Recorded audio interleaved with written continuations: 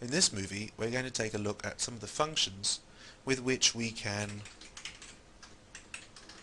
output more user-friendly data from our time and date column types. We're going to use the select statement to pull the data that we get back from these functions directly onto the MySQL console. The first of these functions is called month name. That's the first one we're going to look at, and it takes one argument, and that is the date, in this case the timestamp column from the time demo table. April is what the function returns. The reason there are 4 rows there is that there are 4 rows in the time demo table. Now let's take a look at another one, day name, and we can use the date time column just as well. Let's specify a limit of 1 so we can just get one response from this query. As we can see, the day name function returns Sunday. There are a whole raft of different date and time functions that we can use to pull the month name or the name of the day or the particular year, seconds and so on from a complete date and time, such as the timestamp, such as the date and time, or where relevant, the date and time column types. However, there's a very flexible function called date format, and we write that as date underscore format, and this takes 2 arguments and it does pretty much the same job as all the rest of them and more. Let's take a look at the way it works. The syntax is slightly more complicated. For the first argument we put in the name of the column where we're going to find the date and time in the first place. The second argument is a string between 2 inverted commas, and that is going to take whatever we want.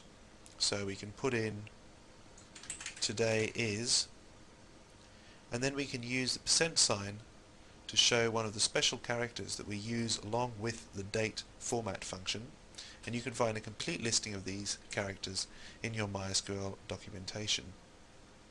But let's take a look at a couple of examples right here, and we're going to limit it to 1 response. As we can see, the date format can do just what the day name can, but it can add whatever text we want to put in as well. We're not limited either to simply drawing one piece of data from a date or time column type. Let's say we want to specify something much more complicated, such as this is a certain day, and then we're going to say D, which stands for the number of the date of the month, and that includes the 2 letters that follow the number, such as RD in 23rd or TH in 14th. And then the name of the month as a word rather than as numbers, and then we're going to say AD year, and we need to specify that that's from the time demo table with a limit of 1 to just get 1 response back from that.